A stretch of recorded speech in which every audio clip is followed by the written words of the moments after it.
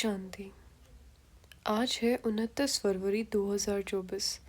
आज की बाबा की मुरली में बाबा ने कहा, मीठे बच्चे, माया दुश्मन तुम्हारे सामने है, इसीलिए अपनी बहुत बहुत संभाल करनी है। अगर चलते चलते माया में फंस गए तो अपनी तकदीर को लकीर लगा देंगे। प्रश्न है, तुम राजयोगी बच्चों का मुख्य कर्तव्य क्या है? पढ़ना और पढ़ाना, यही तुम्हारा मुख्य कर्तव्य है। तुम हो ईश्वर या मत पर, तुम्हें कोई जंगल में नहीं जाना है। घर गृहस्थ में रहते शांति में बैठ बाप को याद करना है। अल्फ और बे, इन्हीं दो शब्दों में तुम्हारी सारी पढ़ाई आ जाती है। ओम शांति। बाप भी ब्रह्मा द्वारा कह सकते हैं कि बच्चे गुड मॉर्निंग, परंतु फिर बच्चों को भी रिस्पॉन्स देना पड़े। यहाँ है ही बाप और बच्चे का कनेक्शन। नए जो हैं जब तक पक्के हो जाएं कुछ न कुछ पूछते रहेंगे। यह तो पढ़ाई है। भगवान वाच भी लिखा है, भगवान है निराकार। यह बाबा अच्छी रीति पक्का कराते हैं, किसको भी समझाने के लिए, क्योंकि उस तरफ है माया का जोर। यहाँ तो वह बात नहीं है। बाप तो समझते हैं कि जिन्होंने कल पहले वर्षा लिया है वह आप ही आ जाएंगे। ऐसे नहीं कि फलाना चला न जाए, इनको पकड़े, चला जाए तो चला जाए। यहाँ तो जीते जी मरने की बात है। बाप एडॉप्ट करते हैं, एडॉप्ट किया ही जाता है कुछ वर्षा देने के लिए। बच्चे माँ बाप के पास आते ही हैं वर्षा की लालच पर। साहूकार का बच्चा कभी गरीब के पास अडॉप्ट होगा क्या? इतना धन दौलत आदि सब छोड़ कैसे जाएंगे? अडॉप्ट करते हैं साहूकार। अभी तुम जानते हो बाबा हमको स्वर्ग की बादशाही देते हैं, क्यों ना उनका बनेंगे? हर एक बात में लालच तो रहती है। जितना बहुत पढ़ेंगे उतनी बड़ी लालच होगी। तुम भी जानते हो बाबा ने हमको अडॉप्ट किया है बेहद का वर्षा देने। बाप भी कहते हैं तुम सबको हम फिर से 5000 वर्ष पहले मुआफिक अडॉप्ट करते हैं। तुम भी कहते हो बाबा हम आपके हैं, 5000 वर्ष पहले भी आपके बने थे। तुम प्रैक्टिकल में कितने ब्रह्मा कुमार कुमारियां हो? प्रजापिता भी तो नामी ग्रामी है। जब तक शूद्र से ब्राह्मण ना बने तो देवता बन न सके। तुम बच्चों की बुद्धि में अब यह चक्र फिरता रहता है। हम शूद्र थे, अभी ब्राह्मण बने हैं, फिर देवता बनना है। सतयुग में हम राज्य करेंगे, तो इस पुरानी दुनिया का विनाश जरूर होना है। पूरा निश्चय नहीं बैठता है तो फिर चले जाते हैं। कई कच्चे हैं जो गिर जाते हैं। यह भी ड्रामा में नूंद है। माया दुश्मन सामने खड़ी है तो वह अपनी तरफ खींच लेती है। बाप घड़ी घड़ी पक्का कराते हैं, माया में फंस नहीं पड़ना, नहीं तो अपनी तकदीर को लकीर लगा देंगे। बाप ही पूछ सकते हैं कि आगे कब मिले हो, और कोई को पूछने का अक्ल आएगा ही नहीं। बाप कहते हैं मुझे भी फिर से गीता सुनाने आना पड़े, आकर रावण की जेल से छुड़ाना पड़े। बेहद का बाप बेहद की बात समझाते हैं। अभी रावण का राज्य है, पतित राज्य है, जो आधा कल्प से शुरू हुआ है। रावण को 10 शीश दिखाते हैं, विष्णु को 4 भुजा दिखाते हैं। ऐसे कोई मनुष्य होता नहीं। यह तो प्रवृत्ति मार्ग दिखाया जाता है। यह है एम ऑब्जेक्ट, विष्णु द्वारा पालना। विष्णुपुरी को कृष्णपुरी भी कहते हैं। श्री कृष्ण को तो 2 बाहें ही दिखाएंगे ना। मनुष्य तो कुछ भी समझते नहीं है। बाप हर एक बात समझाते हैं। वह सब है भक्ति मार्ग। अभी तुमको ज्ञान है, तुम्हारी एम ऑब्जेक्ट ही है नर से नारायण बनने की।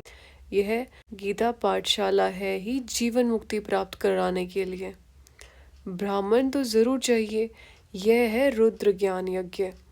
शिव को रुद्र भी कहते हैं। अब बाप पूछते हैं ज्ञान यज्ञ श्री कृष्ण का है या शिव का है? शिव को परमात्मा ही कहते हैं, शंकर को देवता कहते हैं। उन्होंने फिर शिव और शंकर को इकट्ठा कर दिया है। अब बाप कहते हैं हमने इसमें प्रवेश किया है। तुम बच्चे कहते हो बाप दादा। वह कहते हैं शिव शंकर। ज्ञान सागर तो है ही एक। अभी तुम जानते हो ब्रह्मा सो विष्णु बनते हैं ज्ञान से। चित्र भी बरोबर बनाते हैं। विष्णु की नाभि से ब्रह्मा निकला, इसका अर्थ भी कोई समझ नहीं सकते। ब्रह्मा को शास्त्र हाथ में दिए हैं। अभी शास्त्रों का सार बाप बैठ सुनाते हैं या ब्रह्मा। यह भी मास्टर ज्ञान सागर बनते हैं। बाकी चित्र इतने ढेर बनाए हैं, वह कोई यथार्थ है नहीं। वह है सब भक्ति मार्ग के। मनुष्य कोई 8-10 भुजा वाले होते नहीं। यह तो सिर्फ प्रवृत्ति मार्ग दिखाया है। रावण का भी अर्थ बताया है। आधा कल्प है रावण राज्य रात, आधा कल्प है राम राज्य दिन। बाप हर एक बात समझाते हैं। तुम सब एक बाप के बच्चे हो। बाप ब्रह्मा द्वारा विष्णुपुरी की स्थापना करते हैं और तुमको राजयोग सिखाते हैं। जरूर संगम युग पर ही राजयोग सिखाएंगे। द्वापर में गीता सुनाई, यह तो रॉन्ग हो जाता है। बाप सच बतलाते हैं। बहुतों को ब्रह्मा का, श्री कृष्ण का साक्षात्कार होता है। ब्रह्मा का सफेद पोश ही देखते हैं। शिव बाबा तो है बिंदी। बिंदी का साक्षात्कार हो तो कुछ समझ न सके। तुम कहते हो हम आत्मा है। अब आत्मा को किसने देखा है? कोई ने नहीं। वह तो बिंदी है। समझ सकते हैं ना? जो जिस भावना से जिसकी पूजा करते हैं उनको वही साक्षात्कार होगा। दूसरा अगर रूप देखे तो मूंझ पड़े। हनुमान की पूजा करेगा तो उनको वही दिखाई पड़ेगा। गणेश के पुजारी को वही दिखाई पड़ेगा। बाप कहते हैं हमने तुमको इतना धनवान बनाया, हीरे ज्वारों के महल थे, तुम अनगिनत धन था। तुमने अभी वह सब कहाँ गवाया? अभी तुम कंगाल बन गए हो, भीख मांग रहे हो। बाप तो कह सकते हैं ना। अभी तुम बच्चे समझते हो बाप आए हैं, हम फिर से विश्व के मालिक बनते हैं। यह ड्रामा अनादि बना हुआ है। हर एक ड्रामा में अपना पार्ट बजा रहे हैं। कोई एक शरीर छोड़ जाकर दूसरा लेते हैं। इसमें कोई रोने की क्या बात है? सतयुग में कभी रोते नहीं। अभी तुम मोहजीत बन रहे हो। मोहजीत राजाएं यह लक्ष्मी नारायण आदि हैं। वहाँ मोह होता नहीं। बाप अनेक प्रकार की बातें समझाते रहते हैं। बाप है निराकार। मनुष्य तो उसे नाम रूप से न्यारा कह देते हैं, लेकिन नाम रूप से न्यारी कोई वस्तु, कोई चीज़ थोड़ी हो सकती है। हे भगवान, ओ गॉड फादर कहते हैं ना, तो नाम रूप है ना। लिंग को शिव परमात्मा, शिव बाबा भी कहते हैं। बाबा तो है ना बरोबर। बाबा के जरूर बच्चे भी होंगे। निराकार को निराकार आत्मा ही बाबा कहती है। मंदिर में जाएंगे तो उनको कहेंगे शिव बाबा, फिर घर में आकर बाप को भी कहेंगे बाबा।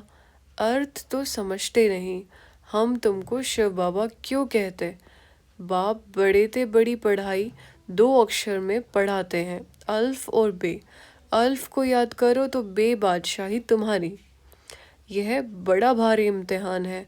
मनुष्य बड़ा इम्तिहान पास करते हैं तो पहले वाली पढ़ाई याद थोड़ी रहती है। अंत में फिर बाप कहते हैं मन मना भव, तो देह का अभिमान टूट जाएगा। यह मनमना भव की आदत पड़ी होगी तो पिछाड़ी में बाप और वर्षा याद रहेगा। मुख्य है ही यह। कितना सहज है। उस पढ़ाई में भी अभी तो पता नहीं क्या क्या पढ़ते हैं। जैसे राजा वैसे उसकी रस्म चलाते हैं। आगे मण, शेर, पाव का हिसाब चलता था। अभी तो किलो आदि क्या क्या निकल पड़ा है। कितने अलग अलग प्रांत हो गए हैं। दिल्ली में जो चीज़ 1 रुपया सेर, बॉम्बे में मिलेगी 2 रुपया सेर, क्योंकि प्रांत अलग अलग है। हर एक समझते हैं हम अपने प्रांत को भूख थोड़ी मारेंगे। कितने झगड़े आदि होते हैं, कितना रूला है। भारत कितना सॉल्वेंट था, फिर 84 का चक्र लगाते इंसॉल्वेंट बन पड़े हैं। कहा जाता है हीरे जैसा जन्म अमोलक कोड़ी बदले खोए रे। बाप कहते हैं, तुम कोड़ियों के पीछे क्यों मरते हो? अब तो बाप से वर्षा लो, पावन बनो। बुलाते भी हैं, हे पतित पावन आओ, पावन बनाओ। तो इससे सिद्ध है पावन थे, अब नहीं है, अभी है ही कलयुग। बाप कहते हैं, मैं पावन दुनिया बनाऊंगा तो पतित दुनिया का जरूर विनाश होगा। इसलिए ही यह महाभारत लड़ाई है जो इस रुद्र ज्ञान यज्ञ से प्रज्वलित होती है। ड्रामा में तो यह विनाश होने का भी नूंद है। पहले पहले तो बाबा को साक्षात्कार हुआ, देखा इतनी बड़ी राजाई मिलती है तो बहुत खुशी होने लगी। फिर विनाश का साक्षात्कार भी कराया। मन मना भव मध्याजी भव, यह गीता के अक्षर है। कोई कोई अक्षर गीता के ठीक हैं। बाप भी कहते हैं, तुमको यह गीता सुनाता हूँ, यह फिर प्राय लोप हो जाता है। कोई को भी पता नहीं है कि श्री लक्ष्मी नारायण का राज्य था तो और कोई धर्म नहीं था। उस समय जनसंख्या कितनी थोड़ी होगी, अब कितनी है, तो यह चेंज होनी चाहिए। ज़रूर विनाश भी चाहिए, महाभारत लड़ाई भी है, ज़रूर भगवान भी होगा। शिव जयंती मनाते हैं तो शिव बाबा ने क्या आकर किया वह भी नहीं जानते। अब बाप समझाते हैं, गीता से श्री कृष्ण की आत्मा को राजाई मिली। मात पिता कहेंगे गीता को, जिससे तुम फिर देवता बनते हो। इसीलिए चित्र में भी दिखाया है, श्री कृष्ण ने गीता नहीं सुनाई। श्री कृष्ण गीता के ज्ञान से राजयोग सीख यह बना, कल फिर श्री कृष्ण होगा। उन्होंने फिर शिव बाबा के बदले श्री कृष्ण का नाम डाल दिया है। तो बाप समझाते हैं, यह तो अपने अंदर पक्का निश्चय कर लो, कोई उल्टी सुल्टी बात सुनाकर तुम्हें गिरा ना दे। बहुत बातें पूछते हैं, विकार बगैर सृष्टि कैसे चलेगी, यह कैसे होगा? अरे तुम खुद कहते हो वह वॉइसलेस दुनिया थी, संपूर्ण निर्विकारी कहते हो ना, फिर विकार की बात कैसे हो सकती है? अब तुम जानते हो बेहद के बाप से बेहद की बादशाही मिलती है, तो ऐसे बाप को क्यों नहीं याद करेंगे? यह है ही पतित दुनिया। कुंभ के मेले पर कितने लाखों जाते हैं। अब कहते हैं वहाँ यह नदी गुप्त है। अब नदी गुप्त हो सकती है क्या? यहाँ भी गौमुख बनाया है, कहते हैं गंगा यहाँ आती है। अरे गंगा अपना रास्ता लेकर समुद्र में जाएगी कि यहाँ तुम्हारे पास पहाड़ पर आएगी? भक्ति मार्ग में कितने धक्के हैं। ज्ञान भक्ति फिर है वैराग्य। एक है हद का वैराग्य, दूसरा है बेहद का। सन्यासी घर बार छोड़ जंगल में रहते हैं, यहाँ तो वह बात नहीं। तुम बुद्धि से सारी पुरानी दुनिया का सन्यास करते हो। तुम राजयोगी बच्चों का मुख्य कर्तव्य है पढ़ना और पढ़ाना। अब राजयोग कोई जंगल में थोड़ी जाकर सिखाया जाता है, यह स्कूल है, ब्रांचेस निकलती जाती हैं। तुम बच्चे राजयोग सीख रहे हो, शिव बाबा से पढ़े हुए ब्राह्मण ब्राह्मणियाँ सिखाते हैं। एक शिव बाबा थोड़ी सबको बैठ सिखाएंगे। तो यह हुई पांडव गवर्नमेंट, तुम हो ईश्वरीय मत पर। यहाँ तुम कितना शांति में बैठे हो, बाहर तो अनेक हंगामे हैं। बाप कहते हैं 5 विकारों का दान दो तो ग्रहण छूट जाएगा। मेरे बनो तो मैं तुम्हारी सब कामनाएं पूरी कर दूंगा। तुम बच्चे जानते हो, अभी हम सुखधाम में जाते हैं, दुखधाम को आग लगनी है। बच्चों ने विनाश का साक्षात्कार भी किया है। अब टाइम बहुत थोड़ा है, इसीलिए याद की यात्रा में लग जाएंगे तो विकर्म विनाश होंगे और उच्च पद पाएंगे। अच्छा, मीठे मीठे सिकी लदे बच्चों प्रति मात पिता बाप दादा का याद प्यार और गुड मॉर्निंग। रूहानी बाप की रूहानी बच्चों को नमस्ते। धारणा के लिए मुख्य सार, बाप के वर्षे का पूरा अधिकार लेने के लिए जीते जी मरना है, एडॉप्ट हो जाना है। कभी भी अपनी ऊंची तकदीर को लकीर नहीं लगानी है। दूसरा, कोई भी उल्टी सुल्टी बात सुनकर संशय में नहीं आना है, जरा भी निश्चय ना हिले। इस दुग्धाम को आग लगने वाली है, इसीलिए इससे अपना बुद्धि योग निकाल लेना है। वरदान।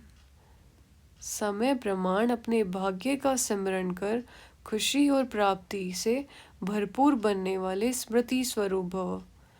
भक्ति में आप स्मृति स्वरूप आत्माओं के यादगार रूप में भक्त अभी तक आपके हर कर्म की विशेषताओं का सिमरण करते अलौकिक अनुभव में खो जाते हैं।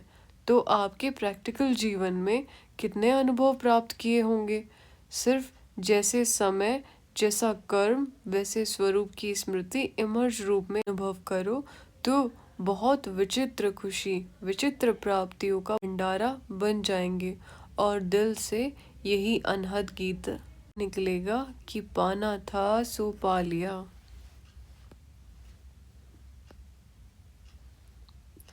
स्लोगन।